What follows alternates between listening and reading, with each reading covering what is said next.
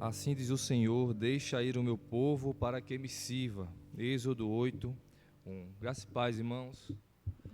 Nós damos as boas-vindas a todos os irmãos que estão nos visitando e nos assistindo também através da internet. Estamos aqui para adorar e agradecer o nome do nosso Deus. Eu convido os irmãos a se colocarem em pé, a abrir as suas Bíblias no livro de Êxodo, capítulo 33. Nós vamos fazer uma leitura alternada desse texto. Êxodo 33, do versículo 12 ao versículo 16.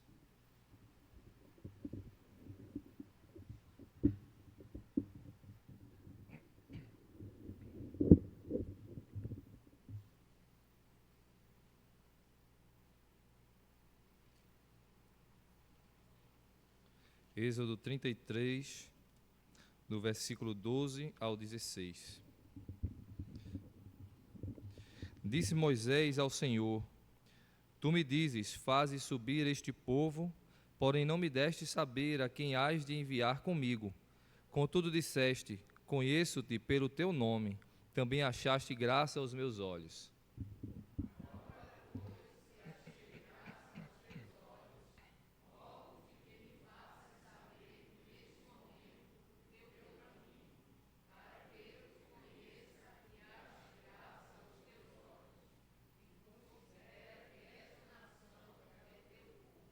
Respondeu-lhe: A minha presença irá contigo, e eu te darei descanso.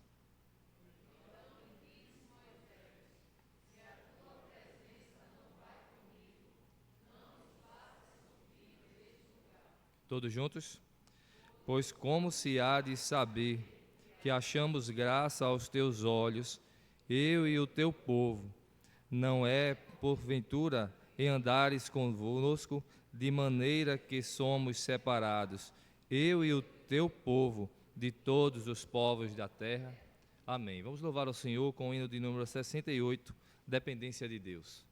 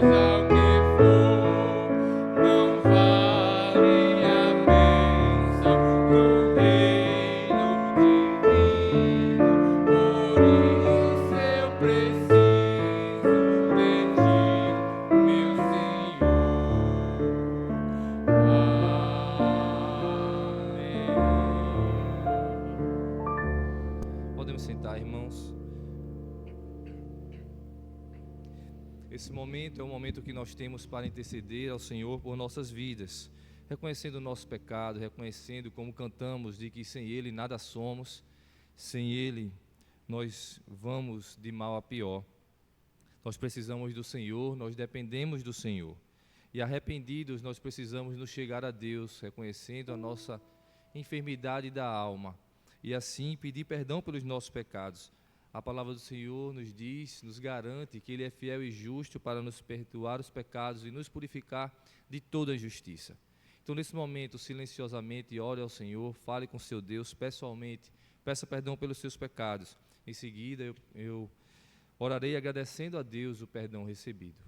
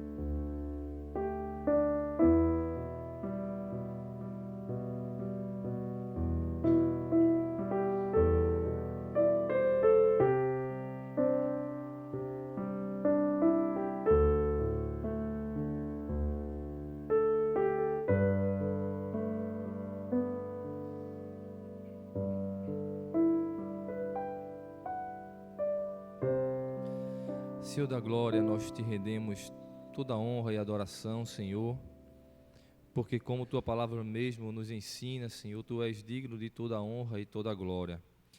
E jamais nós poderíamos sequer te dizer isso, nós poderíamos jamais entender isso se tu mesmo não tivesse se revelado a nós. Se tu mesmo não tivesse, Senhor, rompido o véu que nos separava e tu não tivesse nos outorgado, Senhor, a graça que vem a partir do derramamento do sangue de Cristo. Nós te agradecemos, Senhor, porque a tua graça nos alcança e nos faz reconhecer o nosso estado de miséria e o quão afastado andávamos, Senhor, longe dos teus caminhos.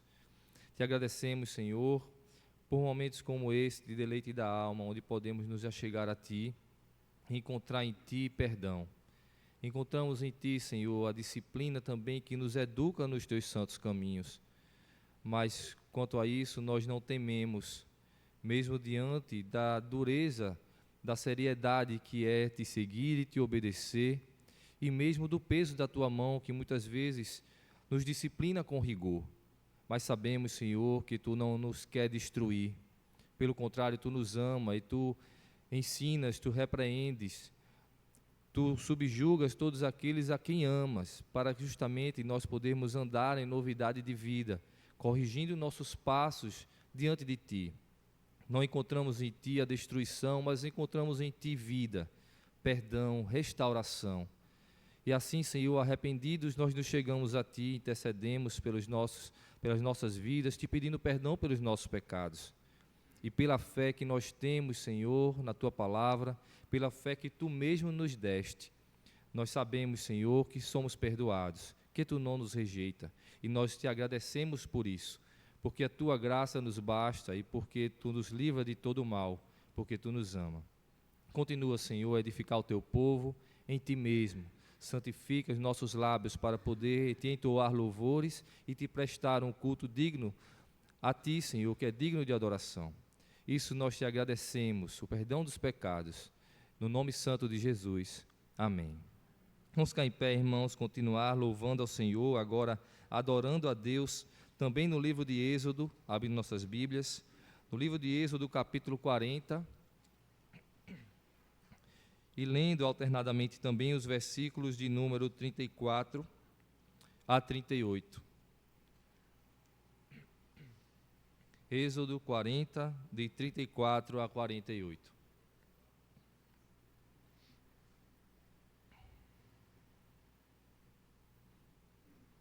Leamos a palavra do Senhor. Então a nuvem cobriu a tenda da congregação e a glória do Senhor encheu o tabernáculo.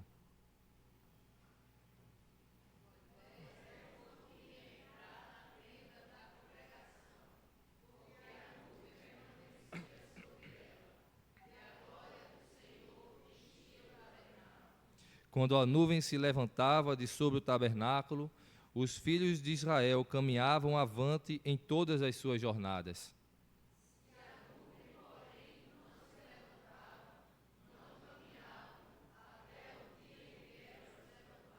Todos juntos? De dia a nuvem do Senhor repousava sobre o tabernáculo, e de noite havia fogo nela, à vista de toda a casa de Israel, em todas as suas jornadas. Amém. Vamos louvar ao Senhor com o hino de número 18, Deus dos Antigos.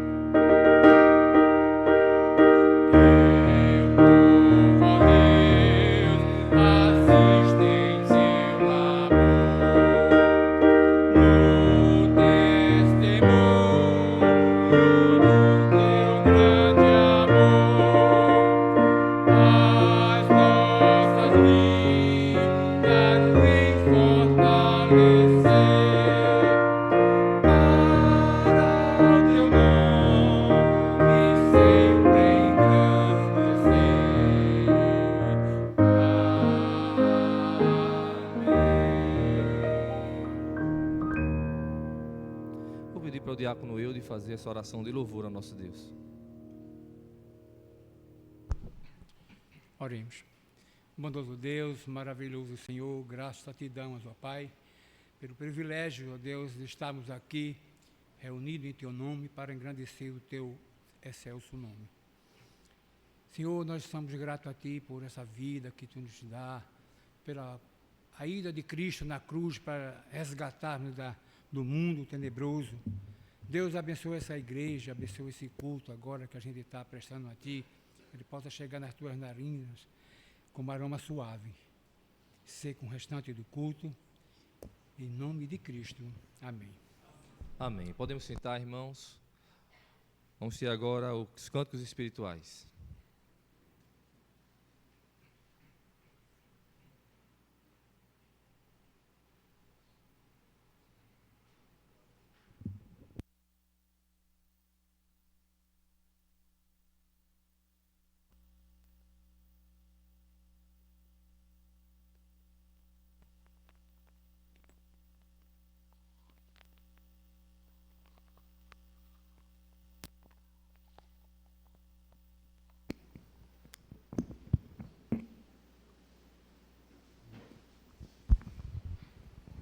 Graça e paz, irmãos. O Salmo 73 nos diz: ainda que minha carne e meu coração se desfaleçam, o Senhor é a fortaleza do meu coração e é a minha herança para sempre. E essa primeira canção que nós vamos louvar nos lembra disso. Só em Jesus, só em Cristo nós encontramos paz, força e sustento para esta vida.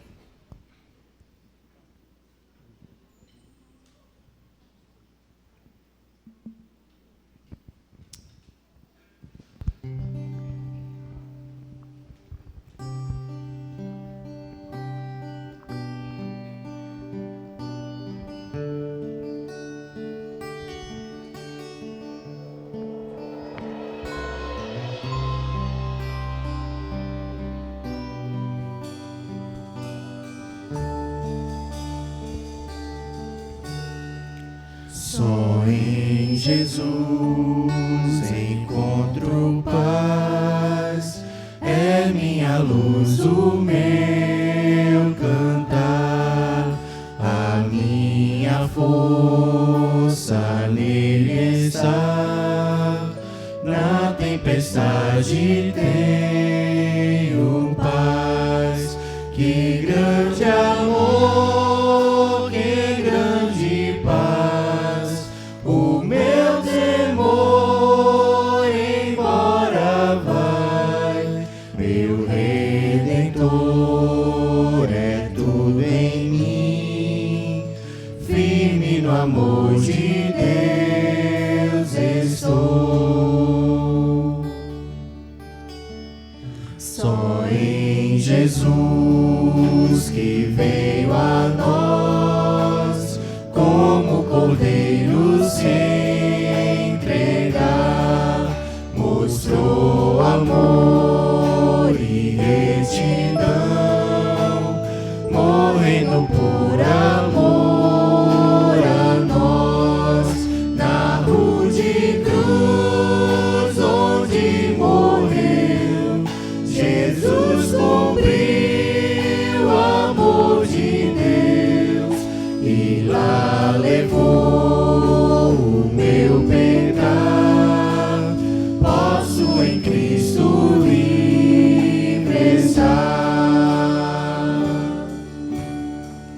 A morte eu não temo mais, é o poder de Deus em mim.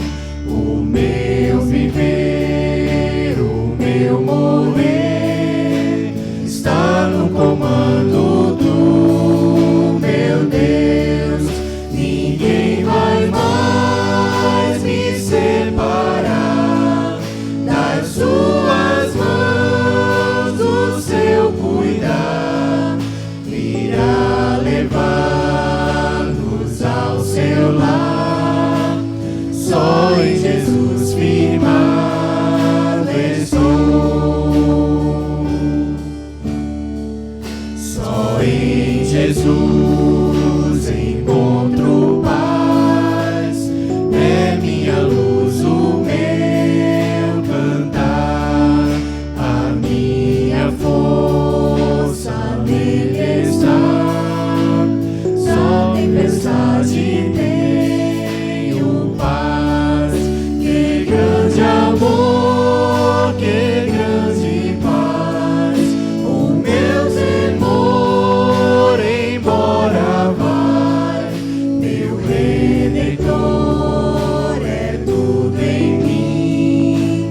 Firme no amor de Deus estou. Só em Jesus estou. Só em Jesus estou. Amém. A Bíblia também nos convida, ela diz: alegrem-se os justos, regozijem-se na presença do Senhor e se encham de júbilo, de alegria. E essa próxima canção também nos convida a isso, ao desejo de estar cada vez mais na presença do Senhor e ter fome e sede disso. Vamos ficar de pé e louvar com alegria, Rio de Vida.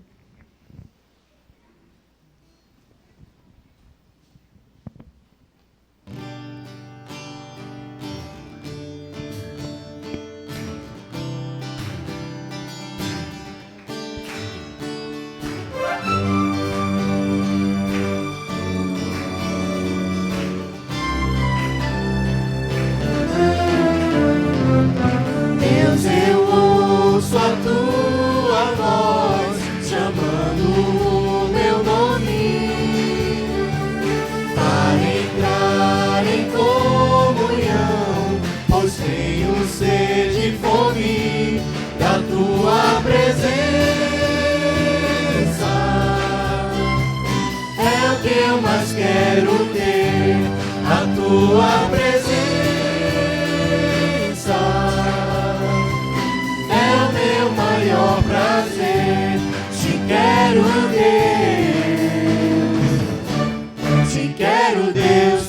Eu não posso deixar de te amar, eu não posso deixar de adorar, eu não posso deixar de desejar tua presença. O pão vivo que desce do céu, a palavra mais doce que o mel, é teu rio de vida que me sustenta.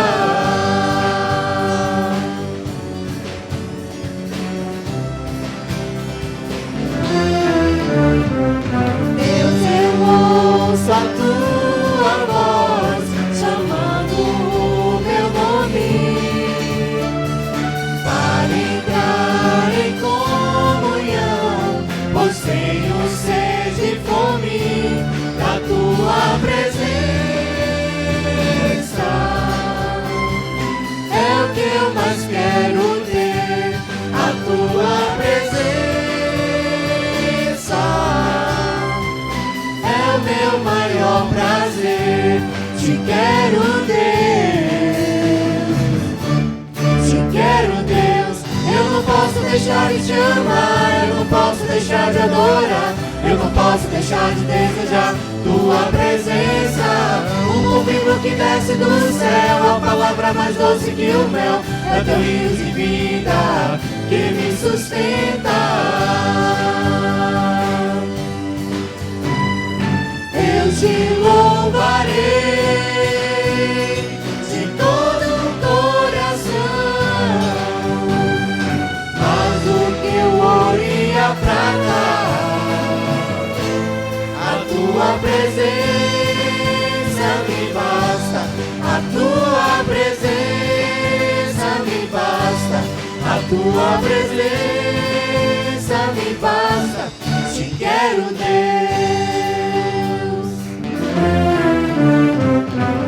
Eu não posso deixar de te amar, eu não posso deixar de adorar, eu não posso deixar de desejar tua presença.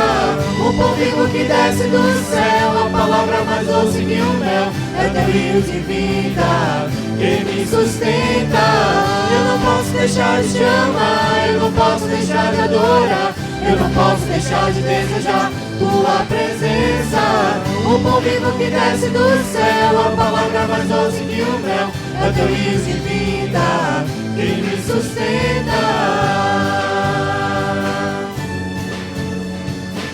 É teu rio de vida que me sustenta. É o teu rio de vida que me sustenta.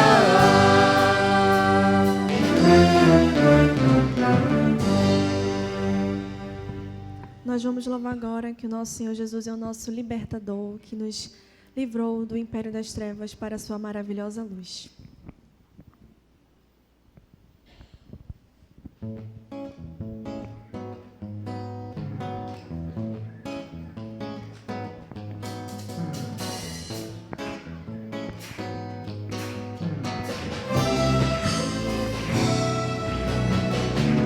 Libertador, Filho do homem Deus, Consolador, Espírito do Senhor. Libertador, Filho do homem Deus, Consolador, Espírito do Senhor. Jeová Nissi, meu libertador, Jeová Jireh, meu Deus provedor, Jeová Shammah, meu Deus vivo está presente aqui.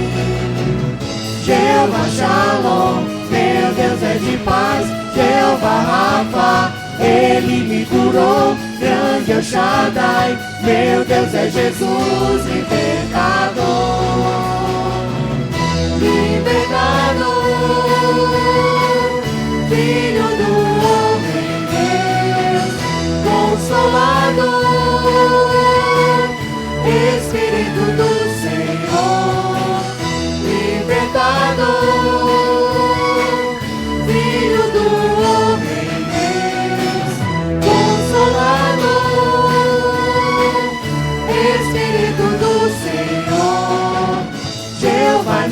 Nissi, meu libertador, Jeová Jireh, meu Deus provedor, Jeová Chama, meu Deus vive está presente aqui. Jeová Shalom, meu Deus é de paz, Jeová Rafa, Ele me curou, grande El Shaddai, meu Deus é Jesus, libertador, libertador, Filho do homem Deus, Consolador, Espírito do Senhor, libertador.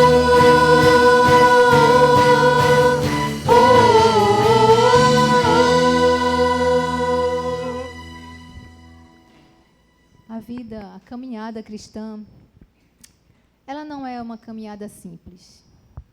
Nós vamos passar por dificuldades, passaremos por tempestades, como bem fala no louvor que iremos entoar agora. Mas nós precisamos entender e reconhecer que Deus também está conosco presente nessas tempestades, porque Ele está lá conosco, nos dando consolo, todo o consolo que nós precisamos. Esse é o Deus que nos ama.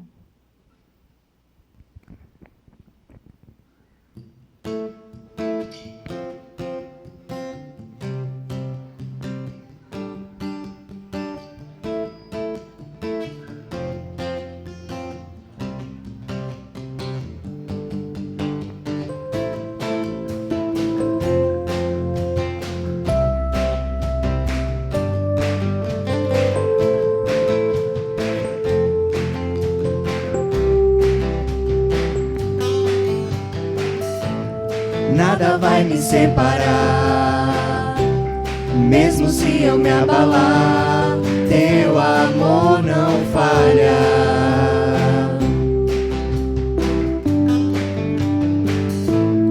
Mesmo sem merecer, tua graça se derrama sobre mim, teu amor não falha.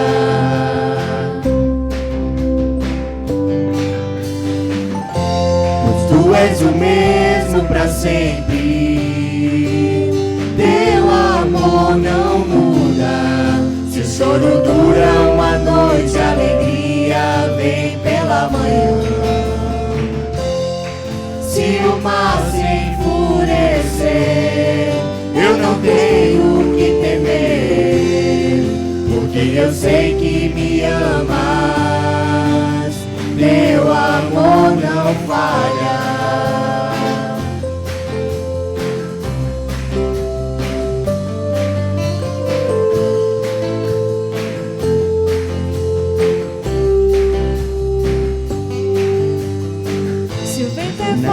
Profundo mar, tua presença vem me amparar, teu amor não falha.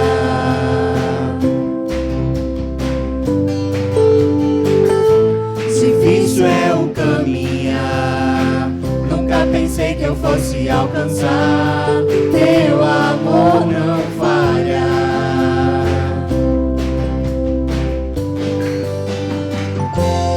Tu és o mesmo para sempre, teu amor não muda. Se o choro dura uma noite, a alegria vem pela manhã. Se o mar se enfurecer, eu não tenho que temer, porque eu sei que me amas, teu amor não falha.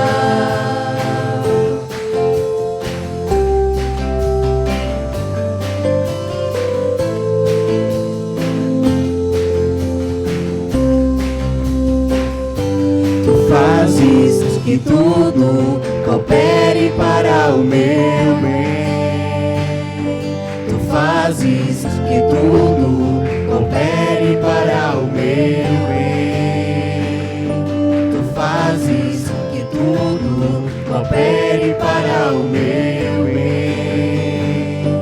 Tu fazes que tudo coopere para o meu bem.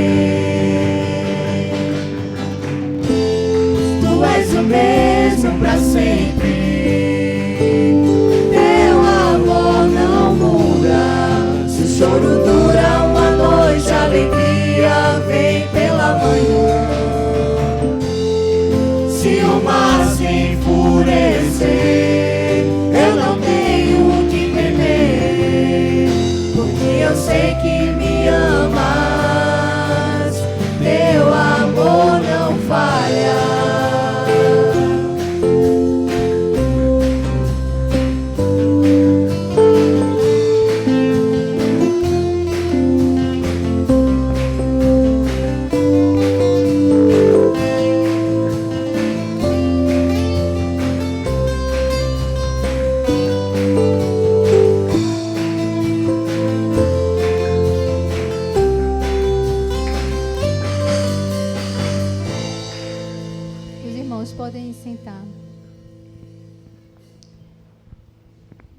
sobre esse amor que não falha.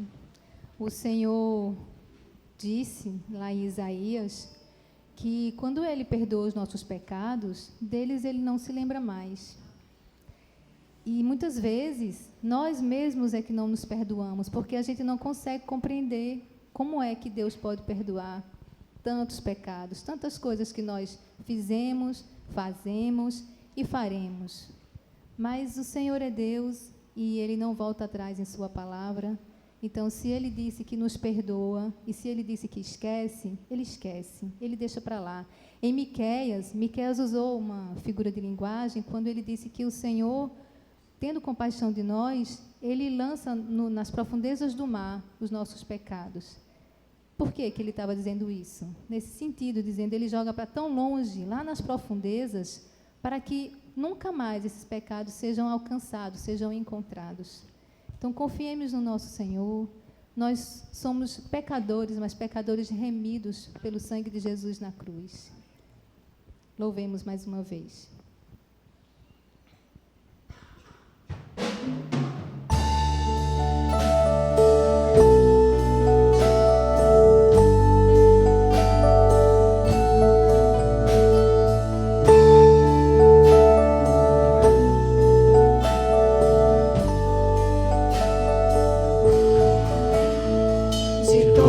As provas que eu já passei, é bem difícil, Senhor, a gente ter que ouvir acusações do vil tentador.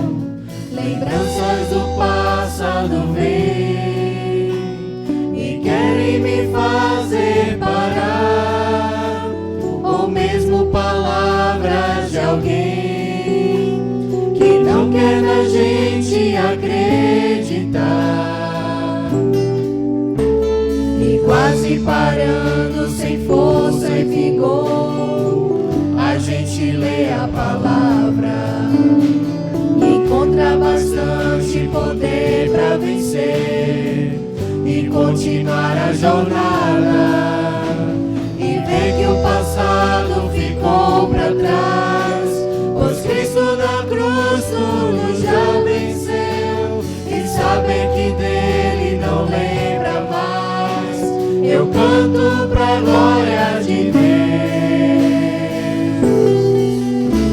Nenhuma condenação há para quem está em ti, Jesus, cuja vida coberta está pelo sangue que desceu na cruz. É certo que provas virão, investidas do vil tentador, mas nenhuma condenação há para quem está em ti, querido Senhor.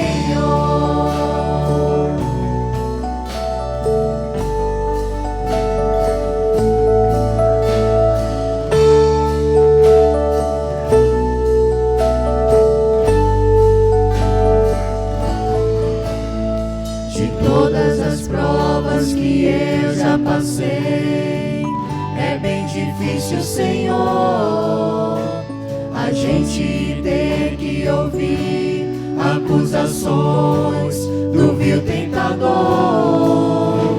Lembranças do passado vêm e querem me fazer parar, ou mesmo palavras de alguém que não quer na gente acreditar,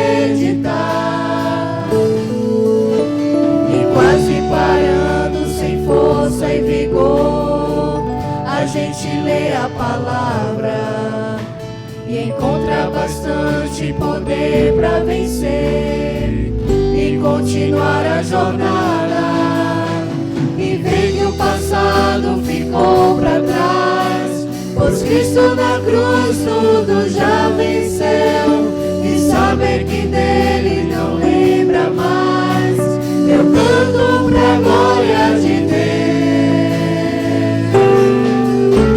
Nenhuma condenação há para quem está em ti, Jesus.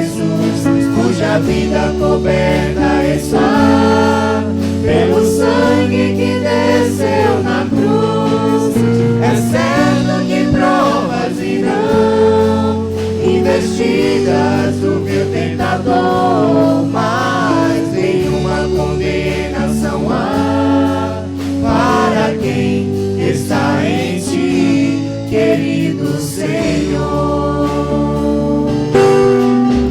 Nenhuma condenação há para quem está em ti, Jesus, cuja vida coberta está pelo sangue que desceu na cruz.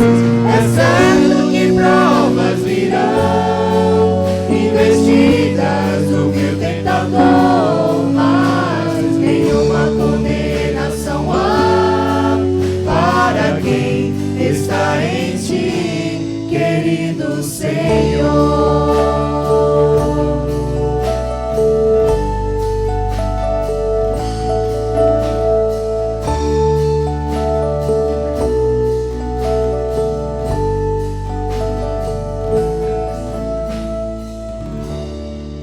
Amém.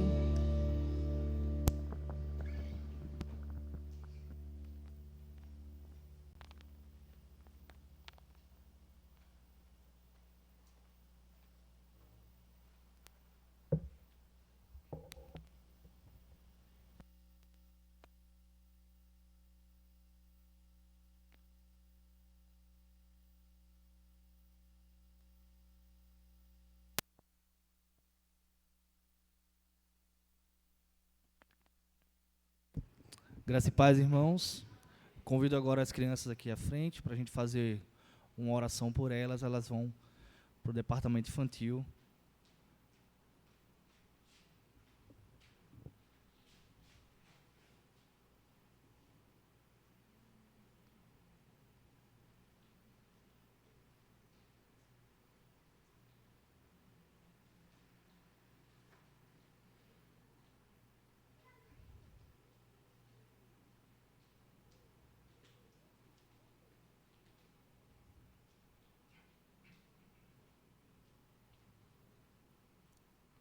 Oremos. Senhor, nosso Deus, nosso Pai, Teu Filho, Senhor, quando esteve aqui conosco, nesse mundo, Ele disse que dos pequeninos é o reino dos céus, Senhor. Abençoa essas crianças, Deus, permite que elas cresçam em fé, em estatura diante de Ti, Senhor. Pois sabemos que o mundo está cada vez mais difícil. E sabemos que só através da Tua força, Senhor, do Teu poder, que podemos vencer as nossas batalhas. Que elas tenham essa consciência avivada a cada dia, que os professores, Senhor, sejam instruídos pelo Teu Espírito Santo, Senhor, para que possam transmitir a Tua palavra, a Tua verdadeira palavra para essas crianças. E através dessa palavra, Senhor, que o coração delas se preencha de Ti, que elas cresçam realmente em estatura, Senhor, diante de Ti, sejam pessoas valorosas, Senhor, para o Teu reino. Nós Te pedimos isso crendo que Tu és capaz, Senhor, de realizar essa bênção no nosso meio.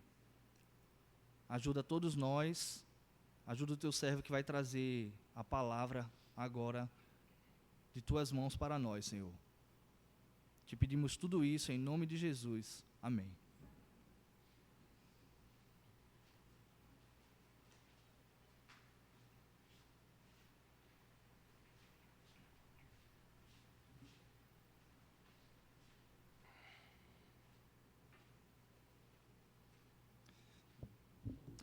Abramos nossas Bíblias, irmãos, no livro de Êxodo. Êxodo no capítulo 6.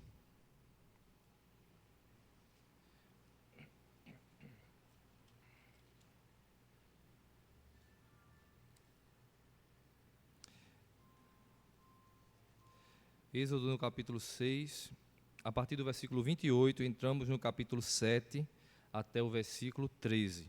É o finalzinho do capítulo 6, entrando no 7 até o versículo 13 do capítulo 7.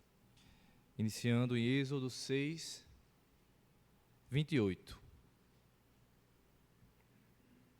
Isso, e aí nós seguimos, esse é o finalzinho do texto, do capítulo 6, e aí nós vamos até o capítulo 7, até o versículo 13. Diz assim a palavra do Senhor: No dia em que o Senhor falou a Moisés na terra do Egito, disse o Senhor a Moisés: Eu sou o Senhor, dize a Faraó, rei do Egito, tudo o que eu te digo. Respondeu Moisés, na presença do Senhor: Eu não sei falar bem, como, pois, me ouvirá Faraó? Então disse o Senhor a Moisés: Vê que te constituí como Deus sobre Faraó, e Arão, teu irmão, como teu profeta. Tu falarás tudo o que eu te ordenar, e Arão, teu irmão, falará a Faraó, para que deixe ir da sua terra os filhos de Israel. Eu, porém, endurecerei o coração de Faraó e multiplicarei na terra do Egito os meus sinais e as minhas maravilhas.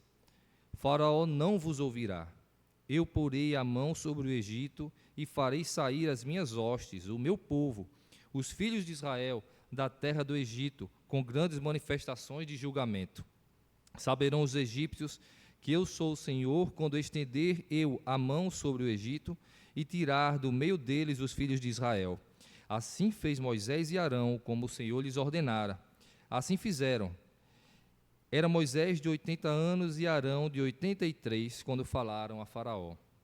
Falou o Senhor a Moisés e a Arão: Quando Faraó vos disser, fazei milagres que vos acreditem, dirás a Arão: Toma o teu bordão e lança-o diante de Faraó, e o bordão se tornará em serpente.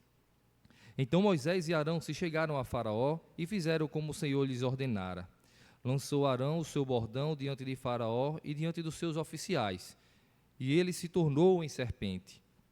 Faraó, porém, mandou vir os sábios e encantadores, e eles, os sábios do Egito, fizeram também o mesmo com as suas ciências ocultas, pois lançaram eles, cada um o seu bordão, e eles se tornaram em serpentes. Mas o bordão de Arão devorou os bordões deles. Todavia o coração de Faraó se endureceu, e não os ouviu, como o Senhor tinha dito. Irmãos, o texto lido, ele é um breve resumo do que se segue antes, do que está anteriormente e do que vai suceder a partir dos eventos que virão. Porque o Senhor já tinha chamado Moisés no deserto, o Senhor já tinha falado com Moisés que deveria ser enviado a Faraó e falar com Faraó. Moisés já disse ao Senhor que era pesado de língua e não conseguiria falar, e o Senhor já tinha indicado a Arão. O Senhor já disse que já tinha dito as mesmas palavras, que Moisés seria como Deus e Arão como profeta de Moisés. O Senhor já tinha dito que Faraó endureceria o seu coração e não deixaria o povo ir. E falou também de todos os milagres e sinais que deveria ser feito para que o povo de Israel fosse liberto do Egito. Então, esse texto em especial, eu selecionei como um resumo das coisas que virão, porque eu quero centrar com os irmãos a partir realmente do diálogo entre Faraó e Moisés, e de como isso tudo acontece e das negociações que são feitas, algumas em especial. Quando nós falamos do Egito, da libertação do povo de Israel, a gente lembra bem do Mar Vermelho, a gente lembra bem das pragas, as 10 pragas. Então, cientes dessa história, a gente vai ver um pouco dessa conversa toda que era colocada entre os dois. Cientes também de que tudo o que aconteceu, embora tenha acontecido no tempo e no espaço, na sua época, de fato existiu Moisés, de fato existiu Arão, existiu Faraó, e tudo isso que está aqui aconteceu. Mas isso tem uma simbologia muito maior do que o próprio Moisés, do que o próprio Arão e do que o próprio Faraó. Nós vamos ver isso a partir de todas as Escrituras, e no Novo Testamento, mais propriamente sendo dito, porque tudo que está sendo colocado aqui, para nós serve, não simplesmente como conhecimento de coisas do passado, da história da redenção, mas porque traz significado pleno para nossas vidas. Entendendo dessa maneira que Faraó representa um personagem, que a escravidão no Egito representa alguma coisa. O Egito também representa alguma coisa. E quais são essas representações? O Egito representa o mundo. Faraó representa Satanás, o príncipe desse mundo. A escravidão representa o pecado. Israel, que está cativo ali no Egito, é o povo de Deus. Hoje ainda, a igreja do Senhor, cativa, muitas vezes no pecado. E a libertação que vai acontecer é a graça do Senhor.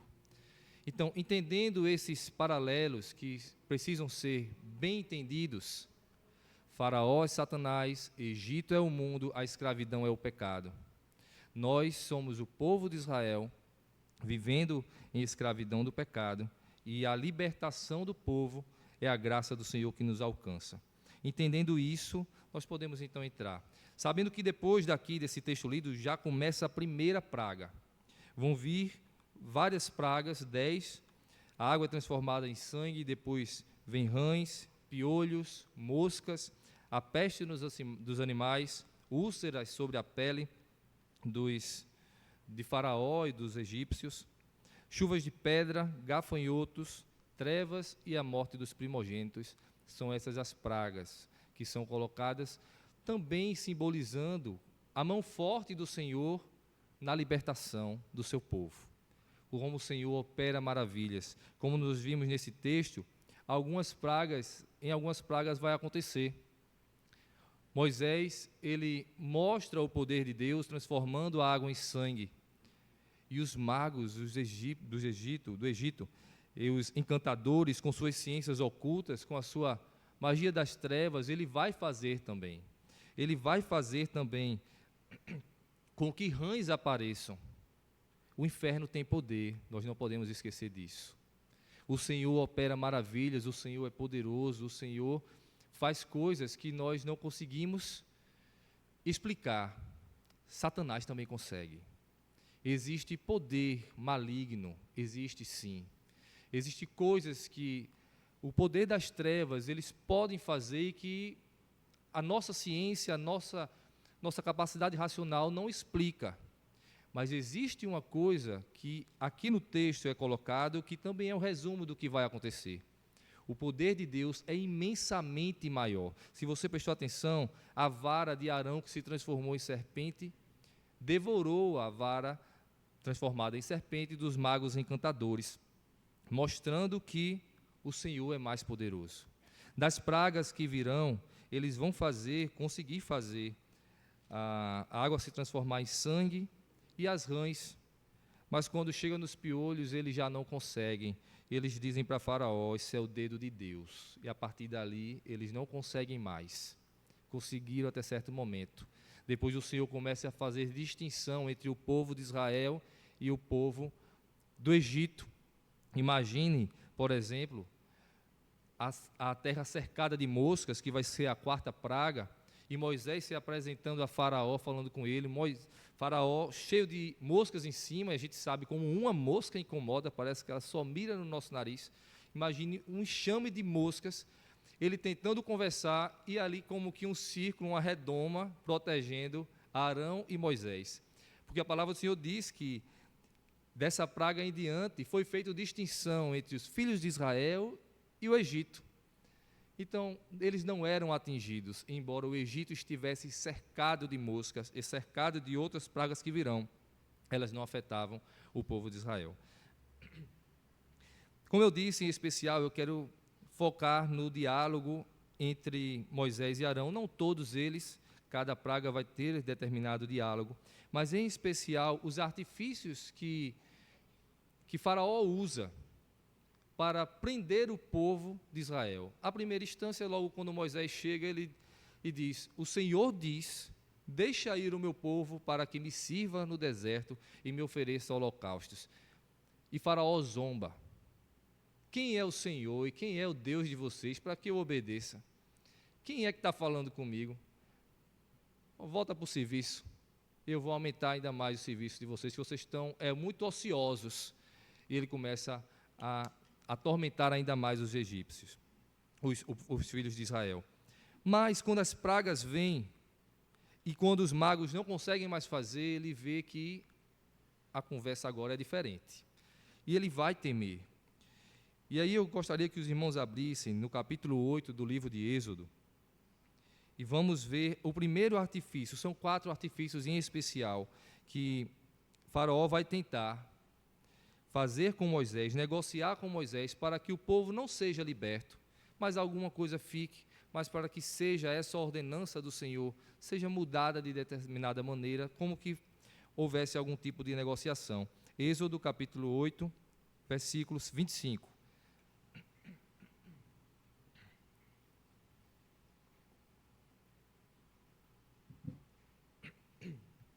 Chamou, isso aqui foi na praga das moscas. Então já tinham passado 3 pragas, estávamos na 4ª. Na praga das moscas diz assim, capítulo 8, versículo 25: chamou o Faraó a Moisés e a Arão e disse: ide e oferecei sacrifícios ao vosso Deus nesta terra. Ou seja, não vão para o deserto. Veja, a palavra do Senhor para Moisés, e que foi dito de Moisés para Faraó foi: deixa aí o meu povo para o deserto, caminho de 3 dias para que eles me adorem. E Faraó aqui, ele tenta negociar. Ofereça os sacrifícios de vocês aqui mesmo. Não precisa vocês saírem daqui. Eu permito que vocês adorem o seu Deus aqui nessa terra. O que é que ele está dizendo com isso? Ciente de que Faraó é Satanás e o Egito é o mundo. Ele está dizendo: você não precisa sair do mundo. Você não precisa romper os laços com o mundo. Você pode ficar conosco. Você não precisa mudar de vida. Você pode ser um de nós. Viva como um egípcio. Eu permito que você adore o seu Deus e o meu Deus. Eu permito que você possa frequentar os mesmos lugares que nós. E você também possa adorar o seu Deus num cantinho. Que você faça do seu Deus mais um Deus, diante de tantos que nós temos para oferecer. Que ele seja mais um na sua coleção. Então, ofereça aqui, não rompa conosco. Faça aqui o que você tem que fazer.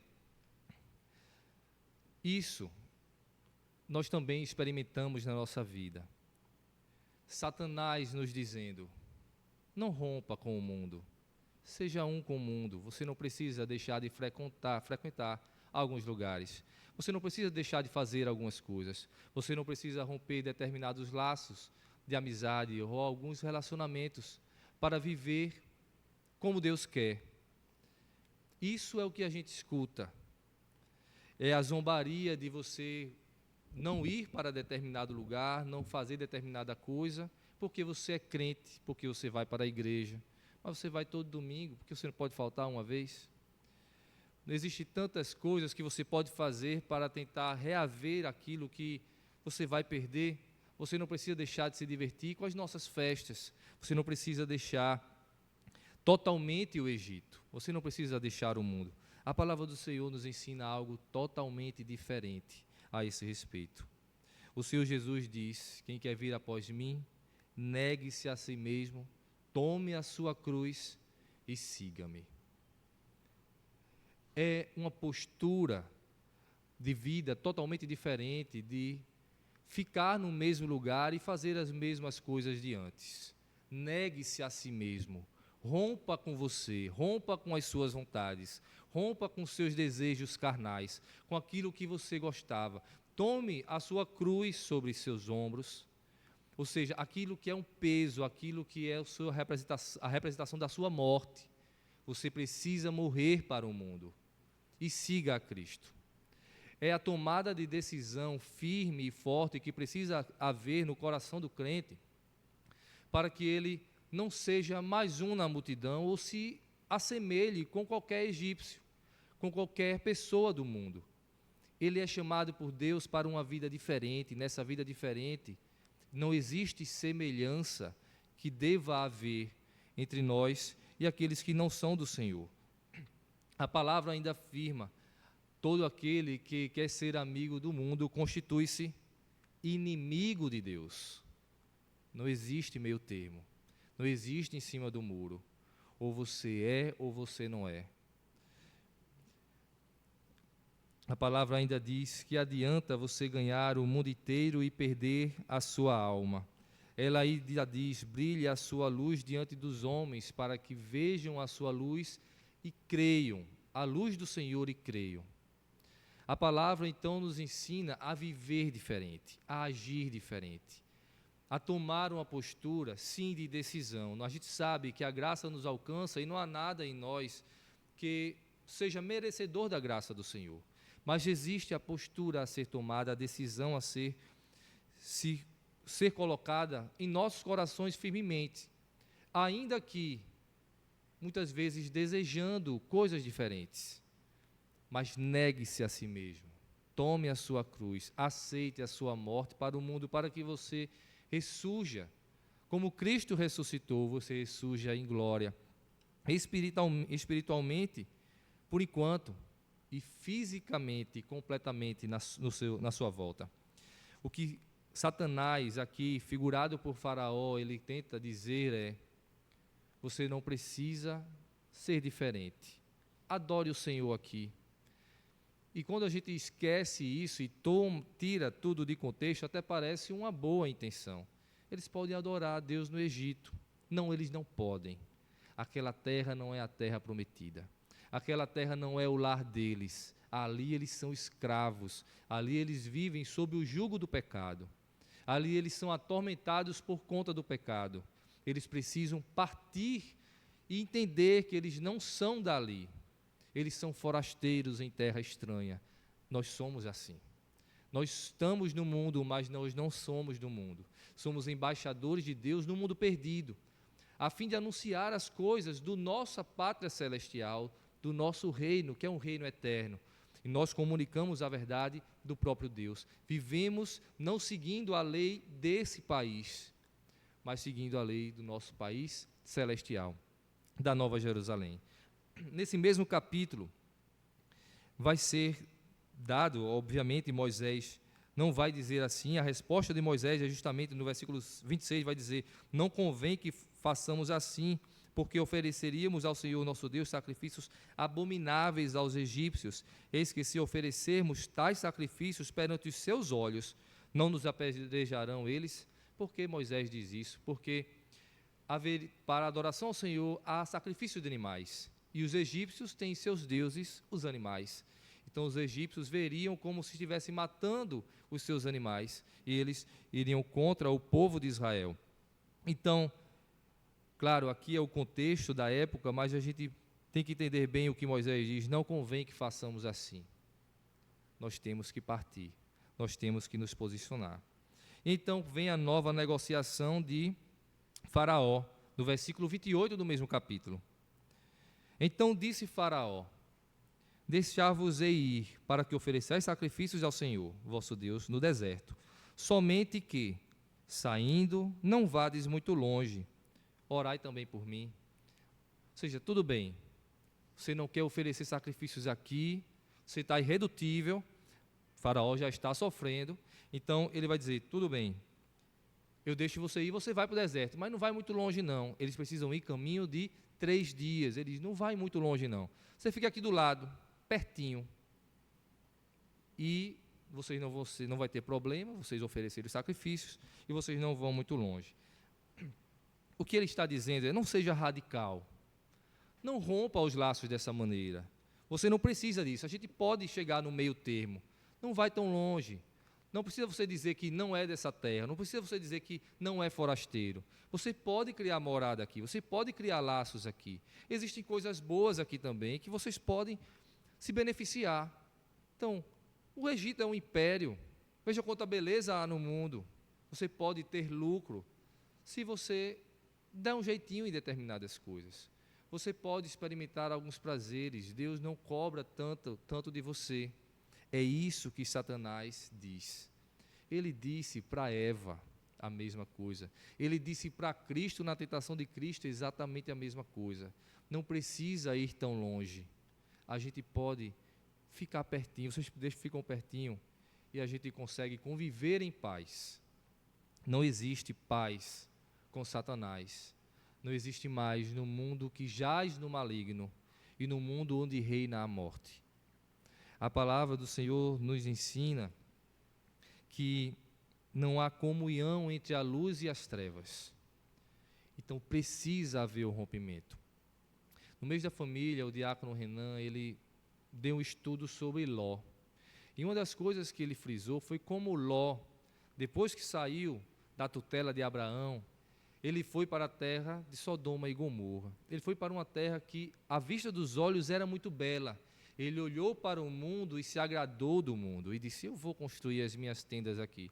Mas tinham as cidades grandes, Sodoma e Gomorra. E a palavra vai nos dizer que ele começou a armar a sua tenda cada vez mais perto de Sodoma e Gomorra.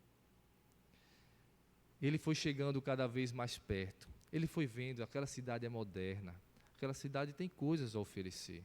Eu posso me beneficiar ali, porque eu vou morar numa tenda sem cercas, sem muros. Eu vou construir a minha casa ali. Quando a gente vai depois para a história da destruição de Sodoma e Gomorra, ele não está mais perto, ele está na cidade.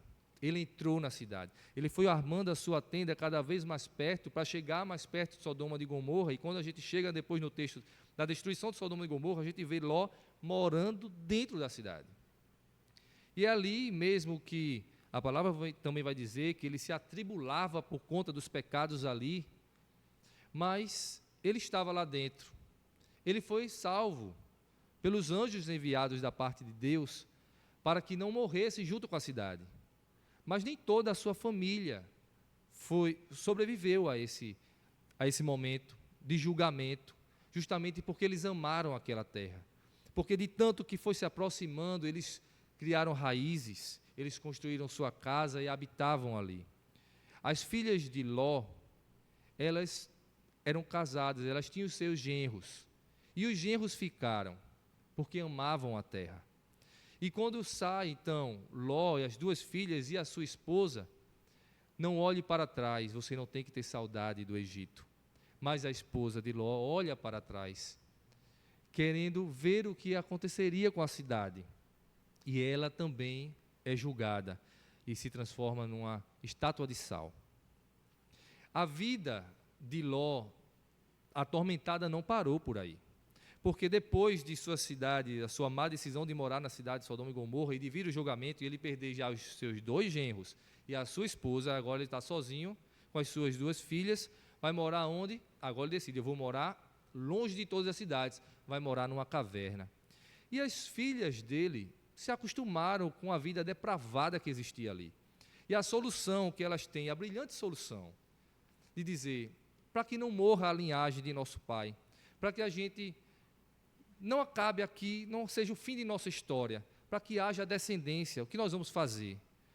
Então elas tramam: vamos embebedar o nosso pai e vamos dormir com o nosso pai, vamos gerar filhos do nosso pai. Veja o nível de depravação que essas mulheres tinham, o nível de julgamento, e pode até você pensar, mas elas estavam lutando pelo bem da sua família, elas estavam totalmente contra os caminhos do Senhor, coisa que nem o mundo faz. Coisa que lá em Coríntios vai acontecer, e Paulo vai dizer, tem coisas que acontecem aí dentro, que é pior do que acontece no mundo, e era justamente o filho se deitar com a esposa do seu pai. Elas dormem com o seu próprio pai e geram 2 filhos, cada uma gerou um, Moabe e Amon, que vão gerar 2 nações que vão ser inimigas de Israel para o resto da vida, os moabitas e os amonitas. Veja o caos que gerou nessa casa e o que vai gerar para os filhos de Israel, simplesmente porque alguém olhou uma cidade e disse: vou morar pertinho dessa cidade. Se agradou do mundo e disse: eu posso morar perto desse mundo. Pode ser que o que saia dali venha coisas boas. Eu posso fazer negócios com o mundo. Eu posso estar perto dele. O Senhor não nos ensina dessa maneira.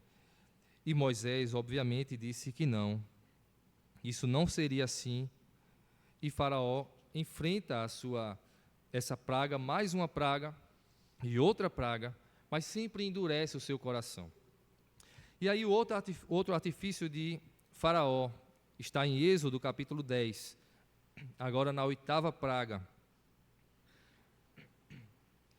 na praga dos gafanhotos, os versículos 10 e o versículo 11.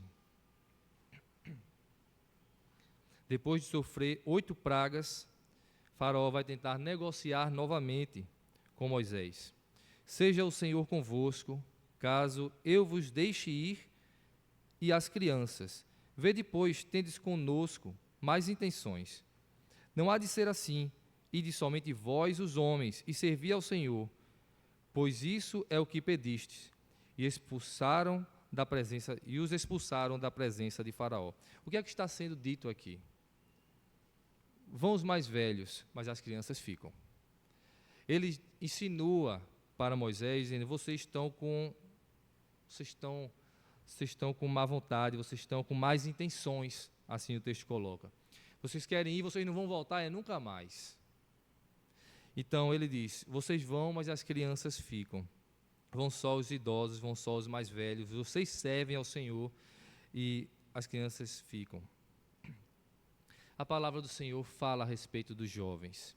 E nós vemos também como a juventude ela é afetada hoje pelo mundo, por Satanás, com as setas do maligno, parece que miram o coração das crianças, como miram o coração da juventude. E por isso, nós não podemos deixar de ter momentos como o que está acontecendo lá atrás do departamento infantil. Nós oramos para as crianças para que elas saíssem desse momento aqui. Elas não vão deixar o momento de culto. Elas não saem porque elas vão atrapalhar o entendimento dos adultos. Nós não cremos assim. Nós cremos que Deus fala ao coração das crianças também. E é uma bênção ser educada nos caminhos do Senhor. E elas terão, sim, a palavra de Deus instruindo elas na linguagem apropriada para elas, usando, sim, tarefas com que elas possam fixar esse conteúdo. Veja, é a mesma coisa que acontece na escola. E as pessoas aprendem, então nós podemos nos valer também desses artifícios, para que a gente possa ganhar essas crianças para Deus e educá-las nos caminhos do Senhor. Nós não retiramos por isso, porque nós privilegiamos as crianças e o ensino que precisa ser dado a elas, para que elas tenham comunhão com Deus e cresçam. E no futuro, elas venham aqui na frente e confessem o Senhor como sendo seu Deus. Não porque os seus pais um dia os trouxeram, mas porque elas mesmas assumem que é o seu Deus. E mesmo agora, na infância, Deus diz que é Deus delas também. É para vós e para os vossos filhos as promessas. O Senhor Jesus disse: não impeçais de vir aqui os pequeninos. Aí veja, o Senhor Jesus diz: não impeças de vir a mim os pequeninos. Séculos depois, Moisés, por acaso, poderia dar ouvidos a essa palavra de Faraó? A gente vai deixar as crianças aqui, vai só os adultos. Só os adultos têm condições de louvar ao Senhor, porque têm entendimento suficiente para isso. De maneira alguma. As crianças precisam ir também, é Deus delas também. E elas precisam ver o que acontece na Santa Ceia, precisam ver o que é o batismo, precisam ver o nosso comportamento dentro e fora do culto. Porque um dia, como também acontecia com o povo de Israel, elas perguntarão: por que se faz assim? Por que nós fazemos isso? Por que na igreja é dessa maneira?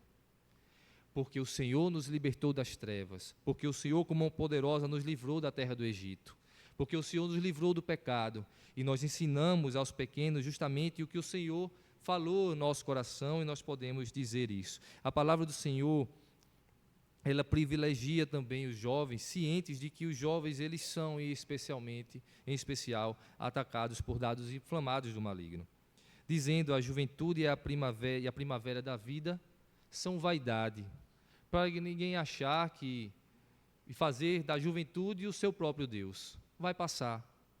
Você precisa entender que vai passar. E o mesmo livro vai falar que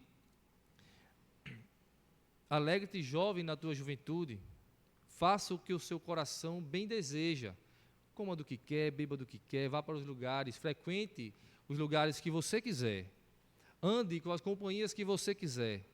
Saiba, porém, que de tudo Deus te prestará contas. Existe o alerta para os jovens. Os jovens precisam ser alertados com relação a isso. Saber que sim, a mira do inimigo estão sobre eles, como estão sobre todos, mas em especial sobre eles. Eles precisam se posicionar também, mesmo com a pouca idade, se posicionar para dizer: eu rompo com o mundo. Eu não vou adorar a Deus e ser confundido como sendo do mundo, nem armar minha tenda perto do mundo. Eu não sou desse mundo. Deus irá cobrar de você isso, jovem. O Senhor fala isso na sua palavra. E o Senhor também diz, lá em Tiago, jovens, eu vos escrevi, porque sois fortes. Sois fortes e tende vencido o maligno. Por mais que o diabo mire, o Senhor não rejeita jamais o jovem, não os trata como se fossem débeis, como se fossem jovens demais para entender. Pelo contrário, ele diz, eu escolhi vocês. E eu quero vocês, a força de vocês, o ânimo de vocês, o vigor de vocês, porque vocês são capazes de vencer o mundo e o maligno, quando vocês confiarem no Senhor Jesus. Essa palavra precisa estar em nós também. E o diabo, ele quer nos fazer esquecer disso, de que as crianças e os jovens não têm jeito, não precisam, precisa ser, no futuro eles vão entender, no futuro não, é agora, eles precisam agora do Senhor Jesus. Então, não pode haver essa separação, vai todo o povo, vai velho, vai mulher, vai criança, vai homem, vai todas as idades. E o próximo argumento, e último de Faraó, no capítulo 10 ainda, agora já na 9ª praga, versículo 24 ao versículo 26. Então Faraó chamou a Moisés e lhe disse, ide, servi ao Senhor, fiquem somente os vossos rebanhos e os vossos gado, e vossas crianças irão também convosco. Veja, agora, tudo bem, você não quer negociar, as crianças vão, mas os gado fica. Respondeu Moisés, também tu nos tens de dar em nossas mãos sacrifício e holocausto que ofereçamos ao Senhor nosso Deus. E também os nossos rebanhos irão conosco, nenhuma unha ficará, porque deles havemos de tomar para servir ao Senhor nosso Deus, e não sabemos com que havemos de servir ao Senhor até que cheguemos lá. O que Faraó, o que o diabo, ele tenta fisgar o povo do Senhor para que não rompa as suas algemas e corra em direção a Cristo. É nas suas riquezas. Aí você vai dizer, eu não sou rico, é nos seus bens. Mas eu não tenho nada, é tudo que você acha que tem.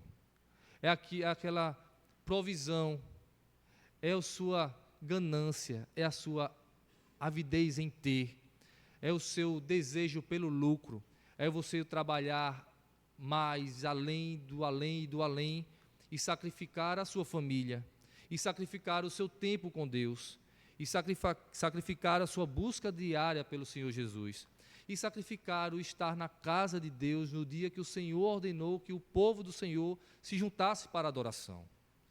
Tudo em busca de lucro. Mas você diz, mas eu ganho tão pouco, eu preciso dar a mais para a minha família, eu preciso fazer além. Cuidado para não tornar esse o seu Deus, porque muito facilmente se torna, independente se você tem pouco ou se você tem muito. Muito facilmente os seus bens se tornam. Os gado aqui, o rebanho que Faraó diz para eles não levarem é justamente os bens do povo de Israel. E a palavra do Senhor também adverte quanto a isso, quanto às nossas finanças e como tudo deve estar colocado aos pés do Senhor. Nós convertemos o nosso coração, a nossa mente, a nossa alma por completo.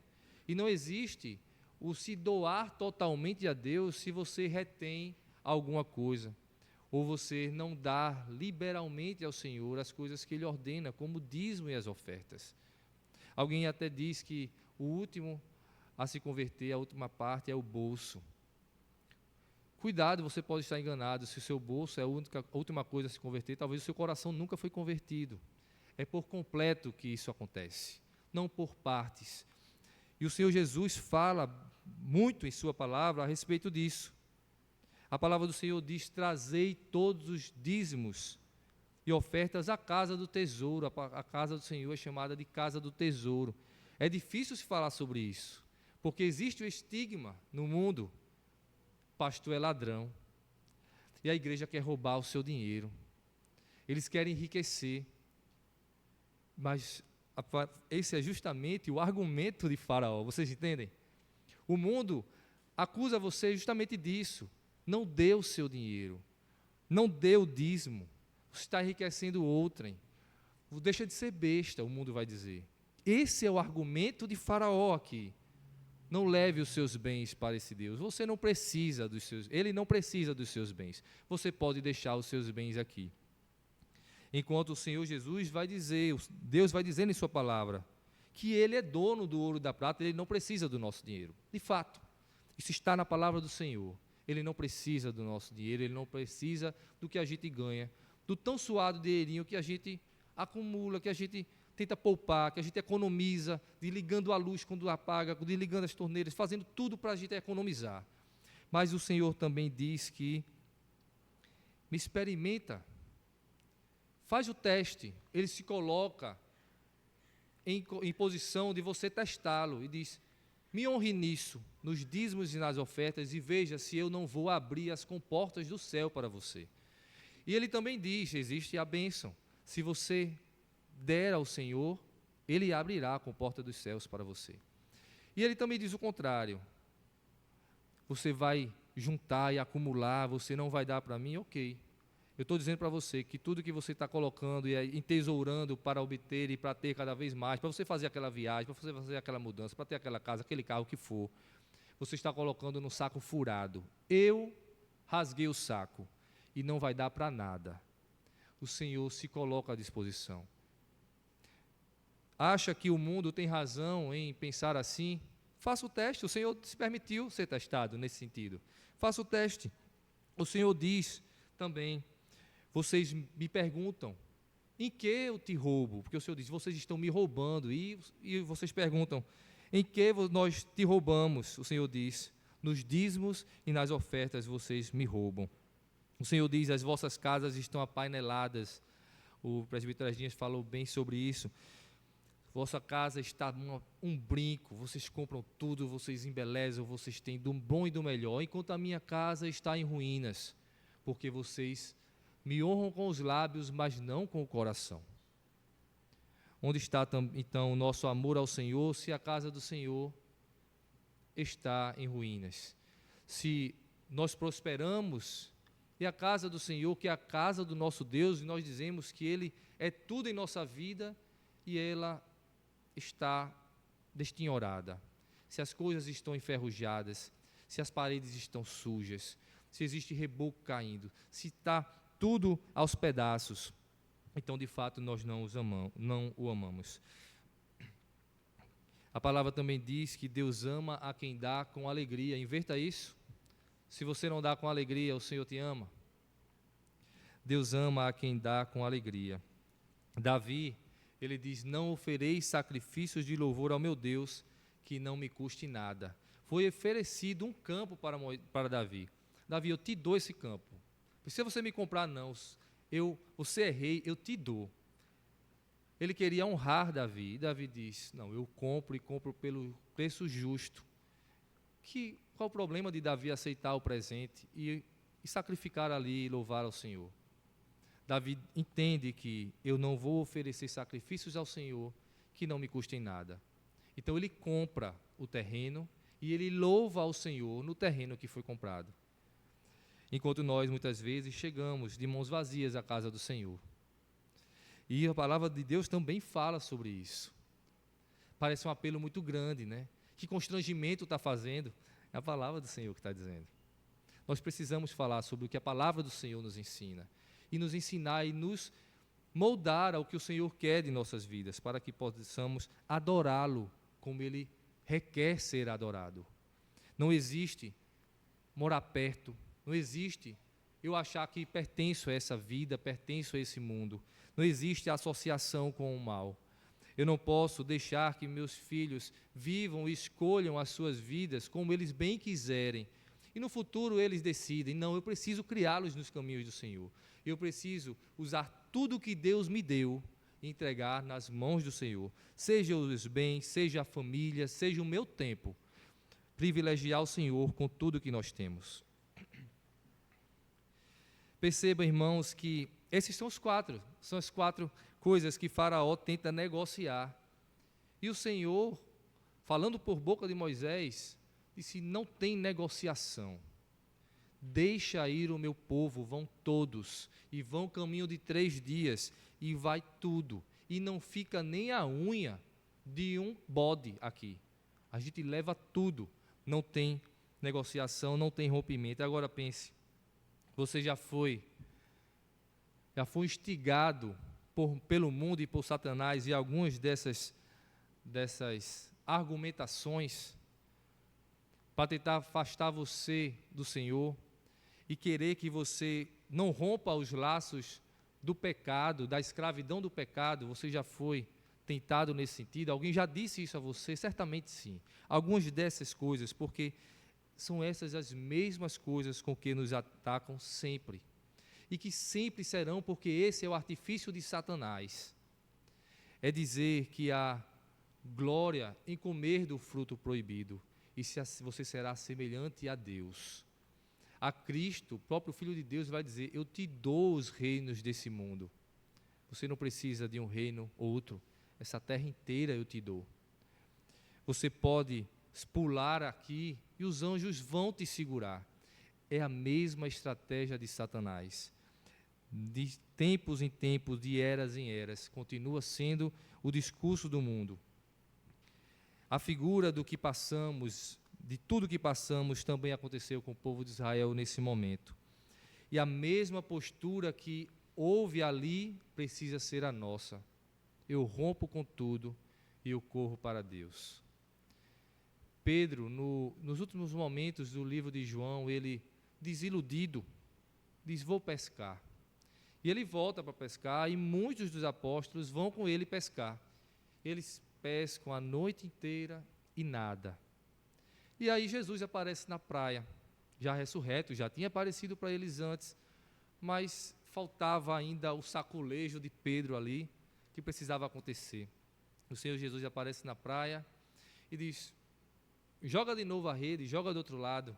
E aí eles jogam e a rede se enche de peixes. Pedro se lembra exatamente do momento quando houve o seu chamado, a pesca maravilhosa, em que Jesus disse exatamente a mesma coisa. Passaram a noite inteira pescando, não veio nada, e o Senhor Jesus disse: joga a rede de novo do outro lado. E Pedro fez, e veio novamente enxame de peixes, muitos peixes. O que Pedro fez nas 2 ocasiões? Deixa peixe para lá e corre atrás de Cristo, e se joga no mar. Nu ele estava. Ele se joga nu mesmo e vai nadando encontrar um mestre, enquanto os outros ainda foram levando o barco. Ele esqueceu do barco, esqueceu dos companheiros, esqueceu do peixe, que tanto tempo ele passou para procurar, para pegar. Ele rompe tudo e vai. Levi, Mateus, é o mesmo. Ele está ali no seu trabalho, ele era publicano. E o Senhor Jesus passa e diz: segue-me. Ele deixa a sua bancada, deixa tudo e vai. Mas tem também um outro, o jovem rico. Ele quer seguir a Cristo. E o Senhor Jesus diz: você observa os mandamentos? Eu sei de tudo, eu observo os mandamentos. Aí o Senhor Jesus disse, conhecendo o coração dele: só de uma coisa te falta. Abandona as riquezas e segue-me, porque o Filho do Homem não tem onde reclinar a cabeça. Você não precisa depender disso, você precisa depender de mim. E ele vira as costas e sai triste, porque amava as riquezas. Existe algo ainda que está prendendo você. Você pode dizer: mas o Egito, ele representa a vida de pecado. A libertação representa a graça. O Senhor já me alcançou. Mas você sabe que mesmo na vida com Deus, Satanás e o mundo vive ainda falando as mesmas coisas para você. E vez por outra a gente fica balançado. Poxa, é verdade, né? Faz sentido. Eu poderia adorar a Deus aqui. Não precisava ser tão radical. A palavra do Senhor nos ensina ao contrário. Se você tem amarras com o mundo, você fica com o mundo. Não existe meio termo. Não há negociação com Satanás. Não existe tenda que possa ser feita no mundo. Ou é tudo ou é nada. Só há 2 caminhos. Ou é a porta estreita ou é a porta larga. Ou você é filho de Deus ou você é filho da ira. A palavra do Senhor nos ensina isso e nos chama a nos posicionar. Seja numa vida com Deus para a libertação, porque eu preciso escolher por Cristo, Ele que me salvou, reconhecê-lo como Senhor e Salvador da minha vida, que deu o seu sangue para que eu experimentasse vida eterna e vida plena, ou seja, para consagrar-me cada vez mais a esse Deus, viver uma vida de santidade e romper as amarras que muitas vezes ainda estão. Eu pulei do barco e estou seguindo a Cristo, mas eu ainda olho para trás com saudade do que ficou. Na vida com Deus acontece isso, porque com o povo de Israel aconteceu. Eles romperam os laços, com mão poderosa o Senhor os libertou do inferno, da morte, da escravidão do pecado, representado aqui pela escravidão do Egito, de Faraó, e o peso da mão de Faraó. Eles saem dali, mas em dado momento na caminhada, eles sentem saudade do que tinham no Egito. Sentem saudade das cebolas, dos alhos, do coentro. Eles gostavam da comida do Egito, era gostoso ali. A gente vem para cá, a gente tem só maná dia e noite, codornizes dia e noite. A gente faz as mesmas coisas o tempo inteiro. Eu não tenho o direito de um domingo descansar. Eu não tenho o direito de esse mês estar tão atribulado, não vou entregar meu dízimo. Eu não tenho o direito de, poxa, mas eu amo tanto essa pessoa, eu tenho que terminar tudo, romper os laços. Fui criado com essa pessoa, eu amo essa pessoa, eu quero uma vida dessa pessoa. O Senhor não pode comunicar as mesmas verdades a mim, a essa pessoa. O Senhor pode, mas Ele quer que você rompa os laços e corra para Cristo. Deixe que Ele faz a obra ali, não é você que vai fazer. É o amor de Cristo, o sangue de Cristo que alcança. Em dado momento, o povo de Israel também vai dizer: nós fomos libertos do Egito. Mas Moisés subiu nesse monte e não está voltando mais. Faz aqui, Arão. E ele faz aí um bezerro de ouro, e eles vão adorar o bezerro de ouro como se fosse o Senhor. Imagem nenhuma eles viram, eles têm que se prostrar diante de imagem alguma. O Senhor vai rompendo as barreiras e vai punindo também, nos castigando, muitas vezes com vara educativa, disciplinando o nosso coração a andar com Ele, para Ele, fazendo dele o nosso único Senhor, que nos ama, que deu a sua vida. Nosso coração enganoso, muitas vezes, ele nos faz ter saudade e amar as coisas do mundo. Nós precisamos repreender o nosso coração e nos achegarmos cada vez a Deus, rompendo os laços com o passado e caminhando em passos largos para Deus. Ficar parado não é opção. Armar nossas tendas não é opção. Ou é tudo ou é nada. Nós precisamos glorificar a Deus com o nosso amor e nosso coração inteiramente a Ele. Que o Senhor nos ajude nisso. Vamos ficar em pé, irmãos, vamos louvar ao Senhor com o hino de número 21, Louvor ao Deus de Abraão. Enquanto nós estivermos cantando esse hino, os diáconos farão recolhimento dos dízimos e ofertas que o povo do Senhor traz à igreja para consagrar ao Senhor os seus bens, sabendo que Ele é Senhor do ouro e da prata, mas obedecendo a sua palavra, para que haja mantimento em sua casa. Vamos honrar a Deus com os nossos dízimos e ofertas.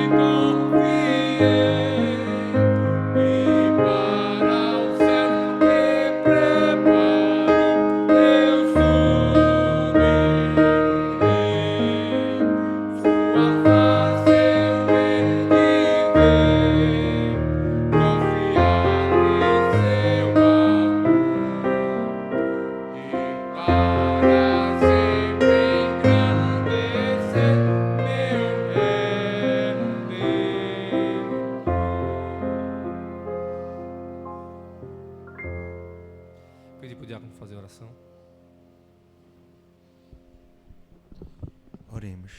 Senhor Deus e Pai, obrigado, Senhor, porque mais um domingo estamos juntos aqui em Tua casa para louvar e engrandecer o Teu santo nome. Obrigado, meu Deus, porque sabemos que muitas pessoas por aí não têm esse privilégio que nós temos. Obrigado pela palavra trazida, que ela possa fazer morada em nossos corações e que nessa semana que se inicia e em nossa vida possamos fazer a diferença em onde quer que nós passamos.